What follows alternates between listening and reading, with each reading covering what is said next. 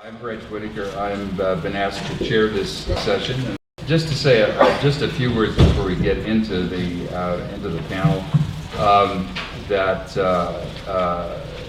about my particular relationship with Leo. I realize that I can't claim to be now either the oldest friend or the friend who's oldest, although I'm getting close to it. And I first met Leo, 45 years ago, in when we had both been hired to teach at Carleton.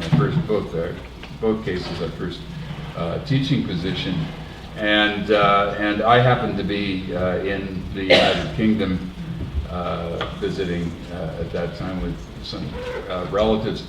And so we set up a meeting, and I went out to Leo's house out in London, and we hit it off. Leo has a version of this story, expecting some kind of, because my first name was full of Reginald, and he thought I was going to be some upper Canadian twat, and it didn't quite turn out that way.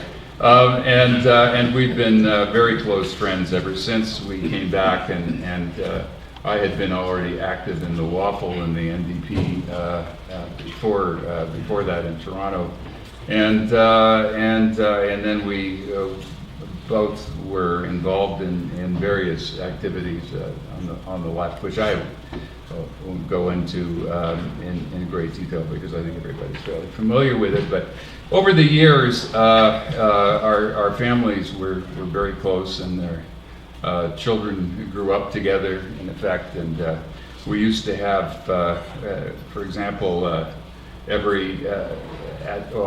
be politically correct, to say the holiday season at the end of the year. And if you can sort of try to figure out how two families, one of which comes from atheists from a Jewish background and atheists from a Christian background, would celebrate at this time of the year, we would get together and we would have, for example, turkey and gefilte fish.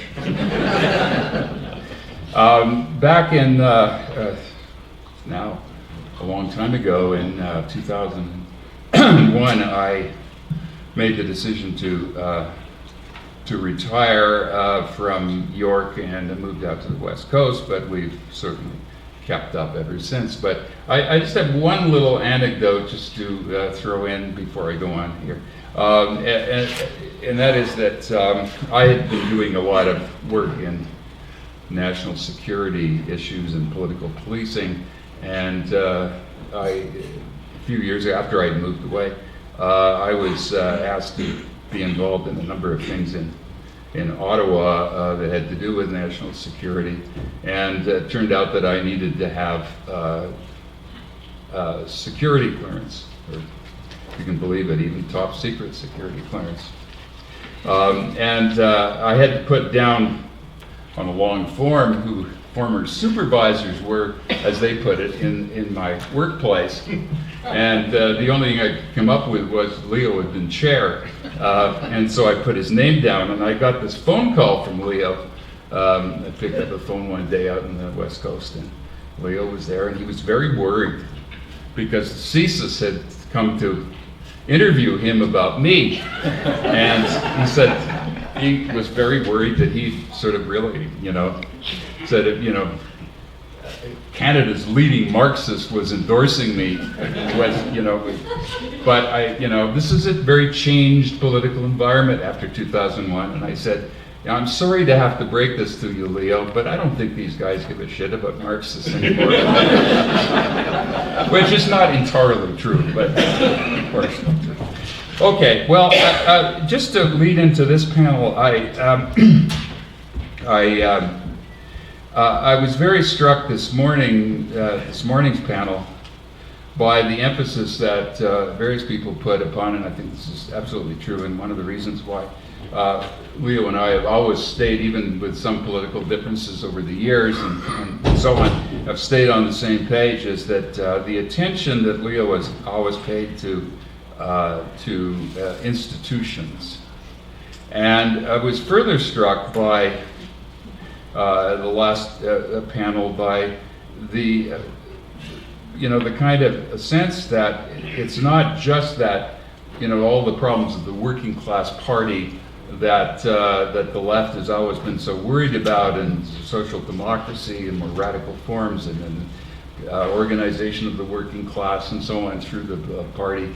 But what if the bourgeoisie can't get their act together, which seems to be happening now in the United States, certainly. And Leo's last book with Sam Gindin, with that wonderful analysis of the degree to which the American ruling class has organized capitalism on a global scale, and in a curious way that almost seems comforting in the context of the gong show that's presently going on, and the total incoherence, and the questions of, and the last thing that came out of that was something that Bryan Palmer referred to yesterday, and it was a quotation that's been haunting me recently as I've been thinking about some things which I need to go into here, and it's Walter Benjamin's remarkable comment in his thesis on the philosophy of history, that there is no document of civilization that is not at the same time a document of barbarism. And I think that's something we have to think of very, very seriously these days. Just leave you with that. So if we can go on to the panel then, and I think we'll just go ahead on the basis of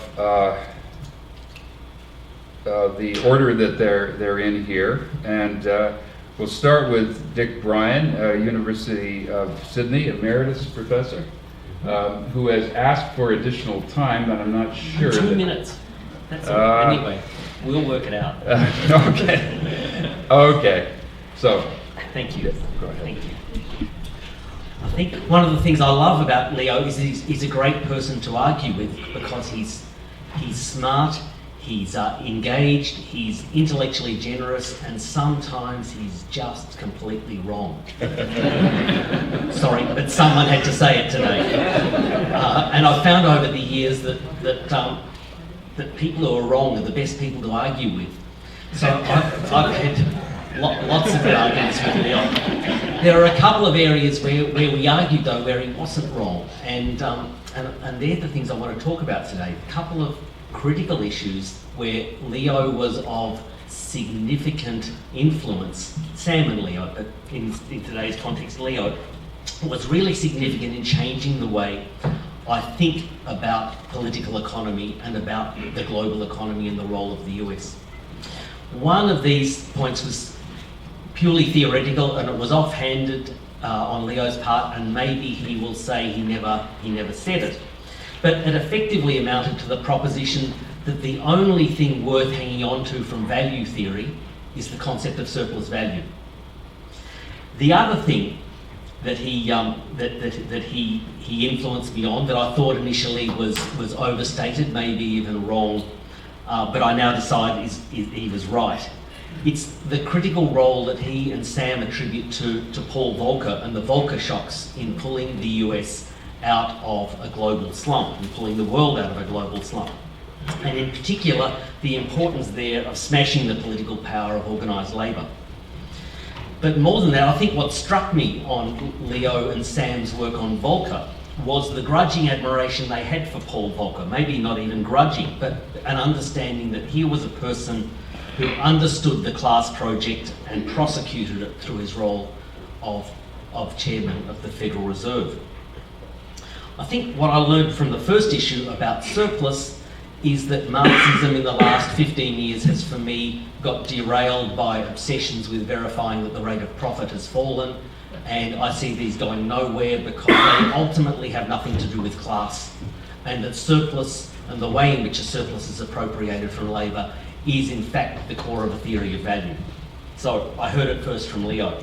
The second issue that I learnt from Volcker was sort of the same issue, only of course in a more institutional form, and it was that Volcker understood class and what needed to be done on behalf of that class that he represented. More than that, it was a lesson for me on the pivotal role of the Fed nationally in building global capitalism. And that's the way I understood and could come to appreciate Sam and Leo's point that the US was a global state. That it led, particularly and most conspicuously for me through the Fed, it led in terms of setting an example and providing the assets, the liquidity, the muscle for the global financial system. So what I want to talk about today is built on those two insights that I owe to Leo about getting the centrality of class and of surplus back into Marxism and in the context of a financialised capitalism under the leadership, the global leadership of the Fed. I know Leo won't like what I'm about to say, but we don't have control over what we set in train.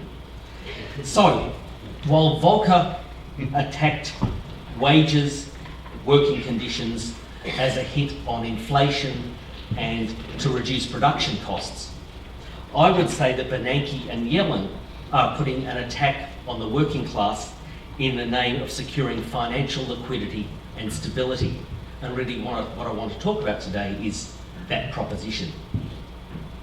The issue for me is not that the Fed led the world out of the global financial crisis, but the specific ways in which it led the Fed out of the global financial crisis in a way that no other institution from no other country could possibly have done. And I'm here not just nominating the massive bailouts, but the much more detailed processes that drove the Fed. So let me be more specific.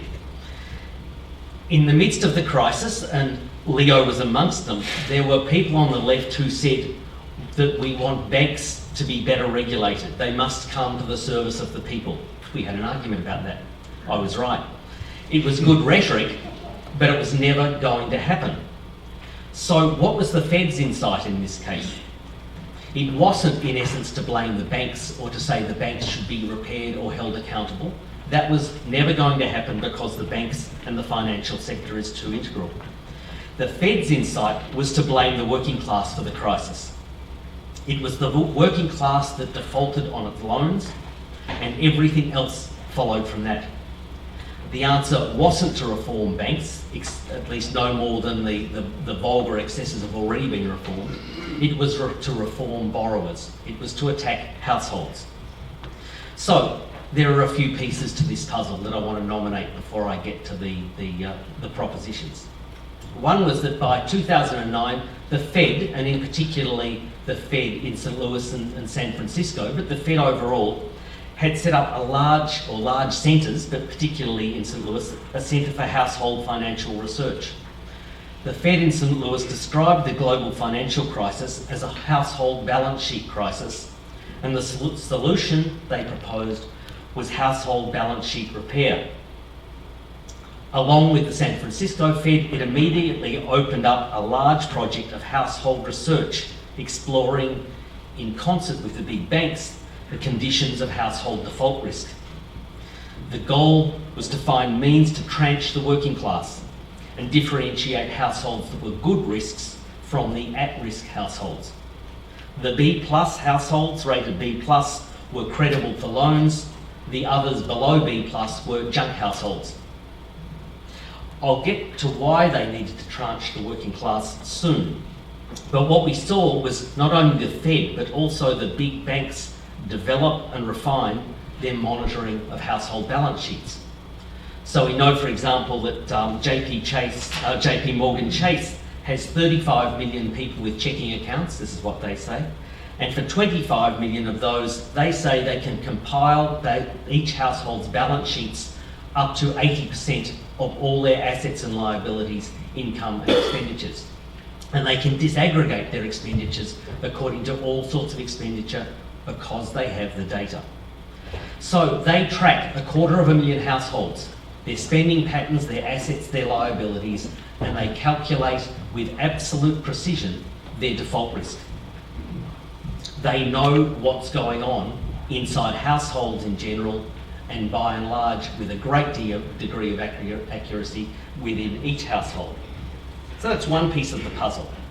The other little piece of the puzzle of what I'm proposing is quantitative easing. And again, it's not the fact of quantitative easing, it's how quantitative easing was done, particularly QE2 and QE3.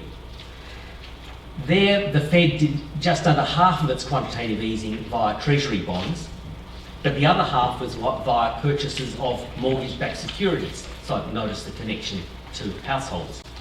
That is, the Fed bought up the monthly repayments, mortgage repayments, of millions and millions of US households that had been packaged up into mortgage-backed securities. That was a pretty remarkable innovation, since this was precisely the asset class that had crashed and caused or triggered the global financial crisis. Now, those mortgage-backed securities purchased by the Fed were agency issued by Freddie and Fannie, and so they were both AAA, and they were AAA because they were underwritten by the state. They were never going to default, those mortgage-backs bought by the Fed. But let's be clear here. The Fed had decided in its macroeconomic policy that it was going to buy assets of households, or assets underwritten by households. It was an incredibly bold move. Other countries undertook quantitative easing. Japan, Britain, well, the European Union pretended it did, but all they did was announce quantitative easing and then never did any. But in no other place did they go to households to find the assets to buy to release funds for quantitative easing, just in the US. The third piece of the puzzle was that the Fed set in place by its MBS purchases, its mortgage-backed securities purchases, it set in place a culture in which it started effectively to underwrite other sorts of assets backed by household payments. It created a confidence in the markets that it could go out and securitise things like not only mortgages, but rent payments, electricity bills, gas bills, health insurance, childcare payments, and a whole lot of other less significant or less quantitatively significant, but nonetheless a diverse range of household payments. They, in other words, securitised increasingly household subsistence payments.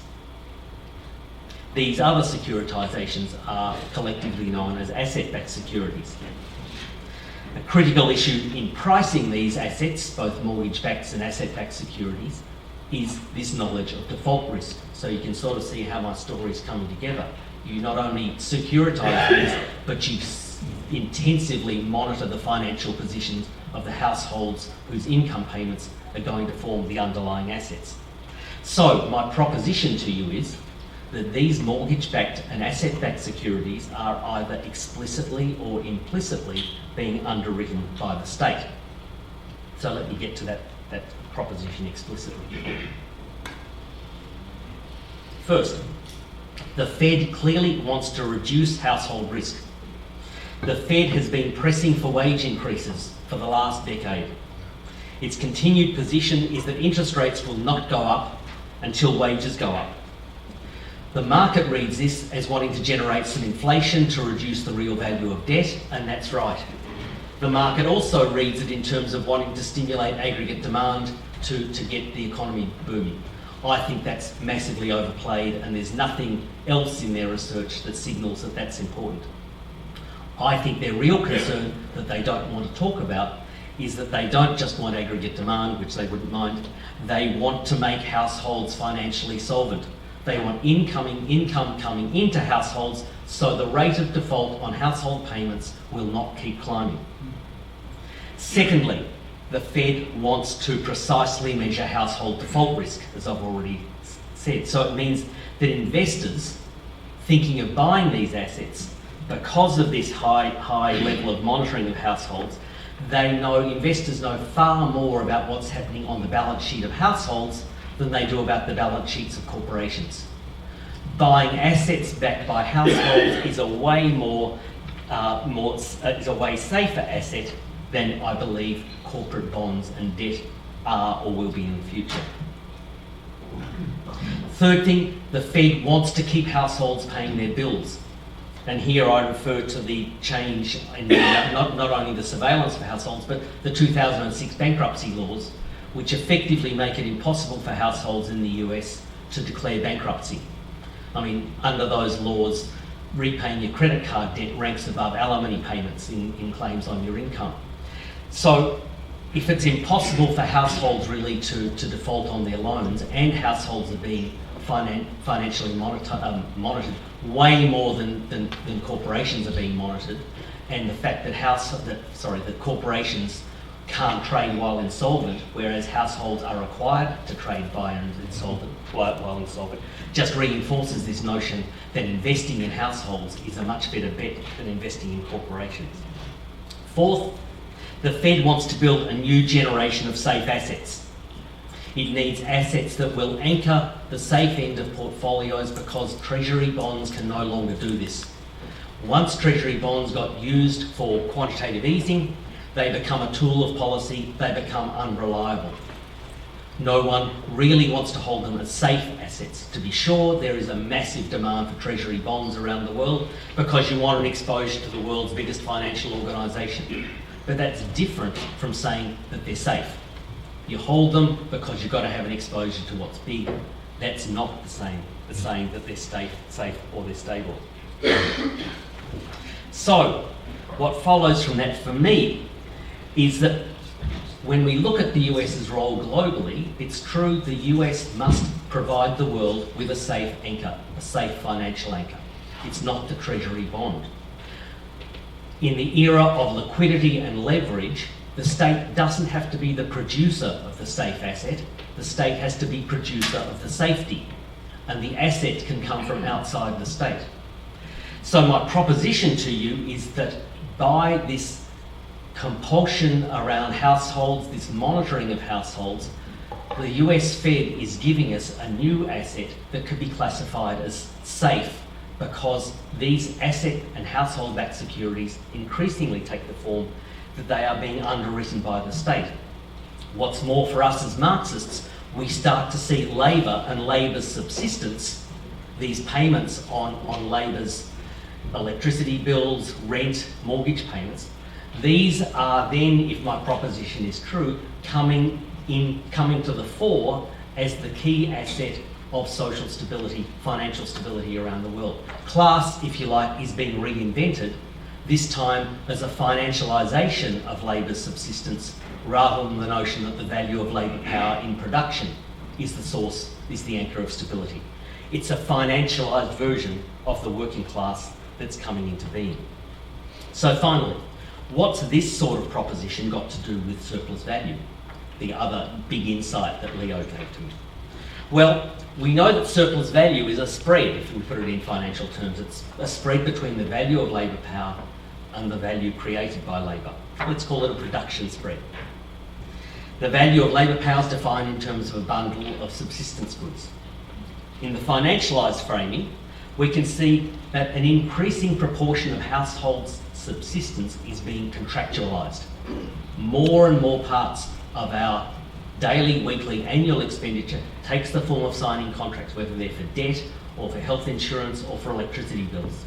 They're being contractualised, and once they're contractualised, they are securitisable. And if you know the default risk on these households, then you can price these securities extremely accurately. But there's an important thing we've got to bear in mind. For the households themselves, these securitisable payments, these contractual payments, are illiquid. People are not only locked into the contracts as contracts, but because these are contracts on subsistence items, they're things that people must consume. You must pay the mortgage or the rent or the electricity bill, or you don't have your subsistence. So for the household, these expenditures are illiquid. But once they're securitised, for the buyers of the security, they are highly liquid. There is a risk spread. The risk that comes into the household through more and more insecure employment is being absorbed by the household, but the payments that go out, the payments on the contract, are of much lower risk than the risk coming into the household. Yeah? The household is a sink of risk. And that too has to be seen by Marxists as a surplus. It's not a surplus in production, but it's a surplus and it adds to profitability of capital. If you can get your rate of profit on a lower risk, you've got a higher rate of profit. It's a contribution to surplus. So there's a risk spread, and I'm not going to go through here the parallels, you can work them out for yourselves, between surplus value and this risk surplus. It is a direct analogy. Both play on the value of labour power, one the commodity version, the other the financialised version. So, just one last paragraph. While Volcker worked out during the 1970s that we needed to cut the value of labour power, I think it could only ever be a temporary solution and a backward-looking solution because it was predicated on a mythologised, it was predicated on a mythologised connection between money and the material world. It was conceived in Friedman's monetarism. The initiative that the Fed is now setting in place opens up the incorporation into the unit of measure of capital in new ways, a new financial dimension to the anchor of value. It thereby opens up new conceptions, new framings of class conflict, and new potentials for a class politics, a politics that is conceived in saying the working class can refuse to play its role as the anchor of value, that the working class will refuse to accept its default risk allocation and in a concerted way perhaps play on that risk spread and say we refuse to give capital its spread. There's a new politics opening up for me, maybe for other people too. Thank you.